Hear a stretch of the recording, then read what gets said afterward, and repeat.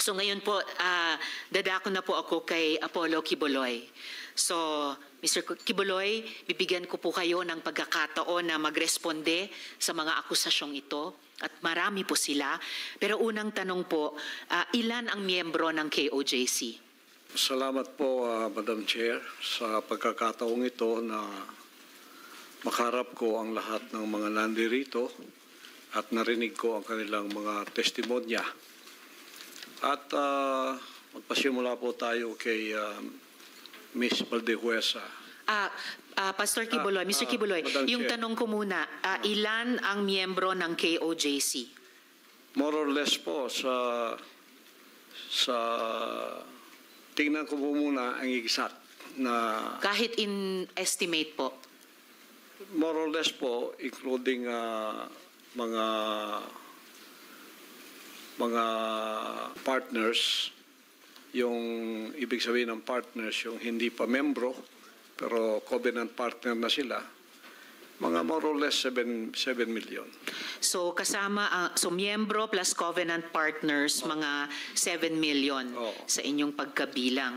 Okay, sa mga follow-up question ko po, dun sa mga testimonya na ng mga victim survivors, sinexually abuse nyo ba ang mga babae at mga menor de edad? At ginamit nyo ba ang relihiyon para i-sexually abuse Wala sila? pong katotohanan yung kanilang mga sinabi. Kung meron po silang mga charges na kriminal laban sa akin, malaya po silang mag-file ng kaso at doon ko haharapin at sasagutin sa tamang forum sa korte ng ating lupa, tulad ng kinakaharap namin ngayon. And actually, on that matter and for the record, may at least isa sa victim survivors na dati nang naghain ng kaso sa inyo dun sa Davao, kaya lang dinismiss. Kaya inappeal nila sa Department of Justice. Yun naman pong mga testimonya ni na Ms. Valdehuesa at ni Julia, tinatanggi nyo ba ang mga testimonyang iyon? Tinatanggi ko po. Wala pong mga katotohanan yung kanilang mga sinasabi, kundi sa aking paningin ay kabaligtaran. Ngunit hinahamon ko po silang mag-file ng kaso sapagkat ito ay mga kriminal na mga allegations. At ito ay para maging fair, ay maghain po sila ng mag-file sila ng kaso laban sa akin o kanino mang kanilang gustong mag-file laban sa mga kingdom na leaders or members, because we are under the law of the Republic. Tulad po kay Masayon, yung kanyang sinabi. Pastor, i-interrupt ko muna kayo doon dahil tinatanong ko muna yung mga testimonya ni na Ms. Valdehuesa at ni Julia. Sorry po. Pinalimos niyo po ba yung mga bata para i-sustain ang operasyon ng KOJC at para tustusan ang inyong lifestyle? Wala po kaming mga palisiya na magpalimos ang bata. Pero walang polisiya man, pinalimos niyo ba sila? Hindi po. Wala pong katotohanan yun. Okay. Yung mga adults po, pinalimos nyo ba sila or pinayagan nyo ba silang maglimos para sa operasyon at lifestyle ng KOJC? Wala pong polisiyang ganon ang kingdom na magpalimos. Wala mang polisiya pero pinalimos nyo ba sila, yung mga adults? Hindi po. Wala pong katotohanan yun. Alright. Pinayagan nyo ba yung pang-aabuso at pag-torture sa mga miyembro nyo? Hindi Halimbawa yung parusang dry fast? Hindi rin po polisiya ng kingdom ang batas ng pagparusa ng tao ay ipapasting para mamatay. Napansin ko po, lagi kayong nagre-refer sa polisiya, pero ang tinatanong ko po ay yung practice. So, pinaabuso nyo ba, pinatotorture nyo ba yung mga miyembro nyo? Pinapa-dry fast nyo ba sila? Sa freedom of religion po natin, meron tayong separation of church and state. At tulad ng sinabi ko, yung fasting ay voluntary kung tatanggapin mo. Hindi po ipinipilit. Alright. Kayo ba yung nakaisip nung modus na piliting magpakasal yung mga miyembro nyo na hindi naman magkarelasyon para manatili sila sa ibang bansa? Sino pong nakaisip nun, nung modus na yon? Because this is under the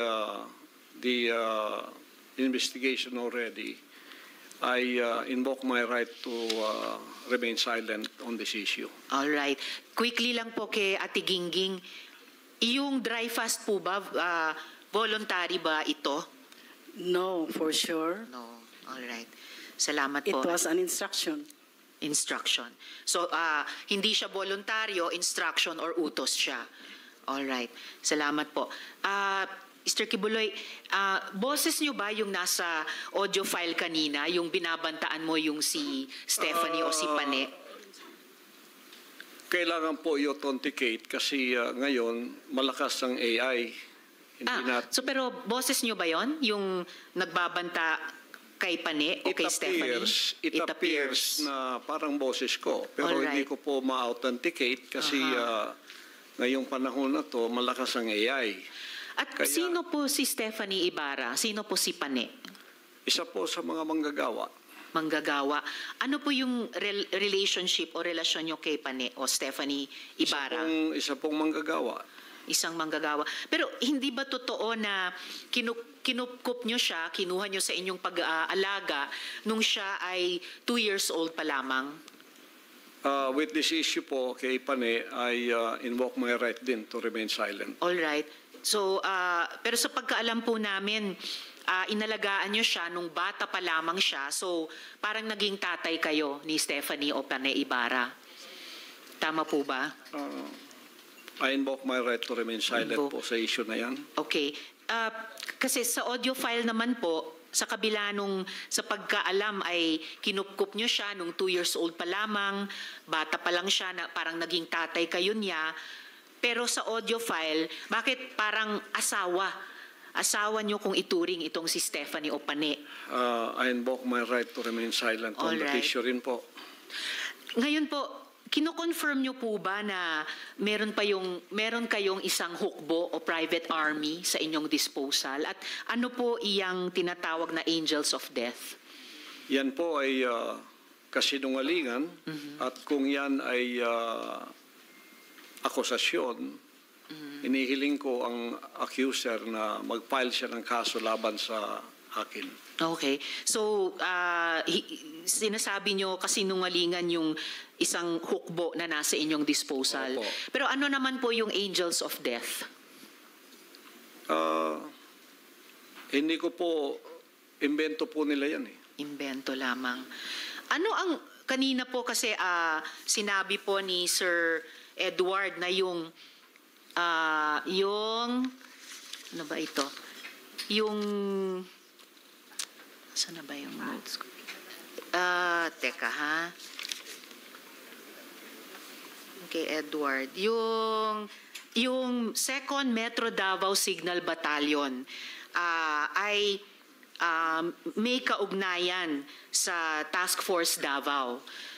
So, ano ang ugnayan kung mayroon ng Angels of Death dun sa DDS o Duterte Death Squad naman? Wala po akong personal knowledge niyan, so I Walang invoke personal my knowledge. right to remain silent on that issue also. All right. Tapos, pwede nyo bang ibahagi sa amin, mula sa perspektiba nyo, yung detalye ng law enforcement kung papaano nakuha nila ang kustodiya sa inyo? Pakiulit po. Mula sa inyong pananaw at karanasan, paano pong nakustodiya kayo sa kamay ng gobyerno, ng ating law enforcement With agencies? that issue po, I also invoke my right to remain silent. All right. Sige. Bago po ako dumako naman kina General Torre, meron po akong IFA flash dito po sa ating monitor. Panoorin natin lahat, pati ninyo, Mr. Kibuloy. Meron pa lang ako nakikitang pamagat ng event na closing ceremony. Okay. Welcome, closing ceremony. Military orientation training.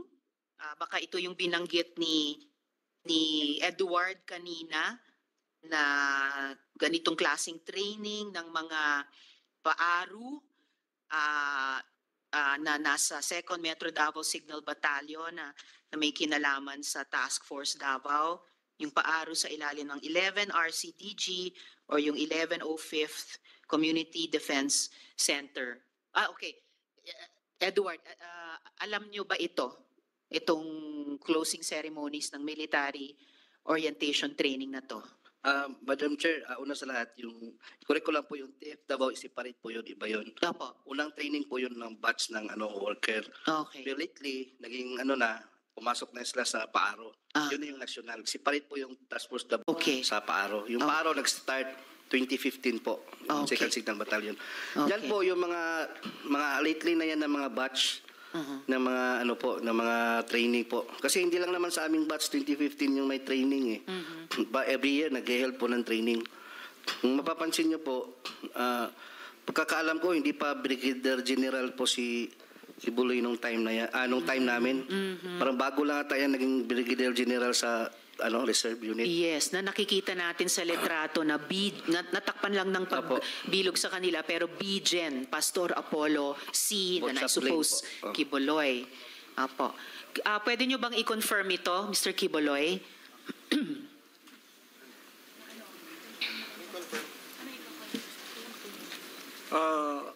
Still on this issue, I invoke my right to remain silent din po. Okay. So kaya ko noted, ini-invoke nyo ulit yun, kaya ko ipinakita sa ating lahat ito, dear colleagues, ang mahalaga, ang military training na ito, lumalabas ay para alagaan si Mr. Quiboloy, hindi po para sa bayan. Na ang alam natin sa ating mga armed services, yun talaga ang mandato nila. So, Mr. Quiboloy, ginagalang po ng komite namin yung constitutional rights ninyo. Ang mahalaga ay nabigyan kayo ng pagkakataon na magsalita rito. And then, ngayon po naman, please, of course, you will stay on sa hearing para kung may iba pang tanong sa inyo bago tayo matapos, bago tayo mag-adjourn. Ngayon po, May kulanong salita na ang ibig sabihin dito ay ang pagkakaisa. Bunyog Party List. Halika na, Bunyog Party List ka na. Halika na, Bunyog Party List ka na.